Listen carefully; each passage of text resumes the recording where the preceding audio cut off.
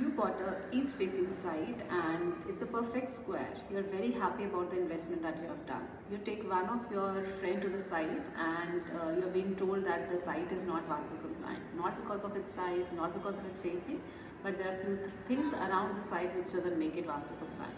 Suddenly your happiness turns into sadness. This video is about all the things that you should be considering while buying a land and you should be ignoring while buying a land. To start off, this land should be a square or a rectangular, that is the best shape of land as per vastu. Facing again should either be east or it should be a north facing side. There is no harm in buying a land which is west facing or south facing. It is just that it becomes little difficult to follow all the vastu rules while constructing a house there. So it's better you go with either an east facing side or a north facing side. Another thing that you have to consider is what is coming just opposite to your site. Is it a building that is going to come up just in a few years, or is it an open area that you have, or a park wherein there's no chance of any structure coming up even later in the later years.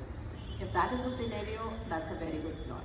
So east facing or north facing plot with a park or openness in front is considered very, very auspicious. But at the same time, it's east facing or north facing plot, but there's another building, another structure that is coming up just opposite to your road. It's not considered good because it's blocking your sunlight, it's blocking your ventilation, it's blocking your vision. So even if it's a east facing site, it is not as good as having a site which has an openness in front. So having a park in front of your east facing site or north facing site is very, very good. Another thing is water tank.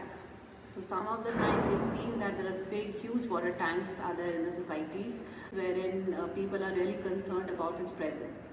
As long as its shadow is not falling on the site, it is perfectly alright.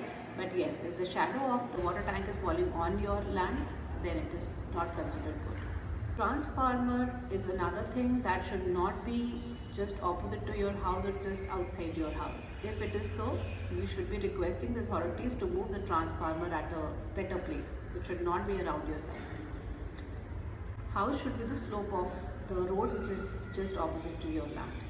So if the slope is going from south to north or west to east, it is fine. But what if the slope of the road is going from north to south or from east to west? It is absolutely fine as long as the water flowing down the slope is not collecting somewhere opposite to your house, somewhere close to your house, or if it is not entering your house, it is absolutely fine to have a road with the slope from north to south. There's no worries about it. How far should be the symmetry? Symmetry should be minimum 250 meters away from your site. More away, better it is, but yes, there should be a minimum distance of 250 to 300 meters from your site. There should not be any temple around your house or just opposite to it. It should be that far that you are not able to hear people walking in, coming out of the temple, or if they're praying there, you should not be able to hear that.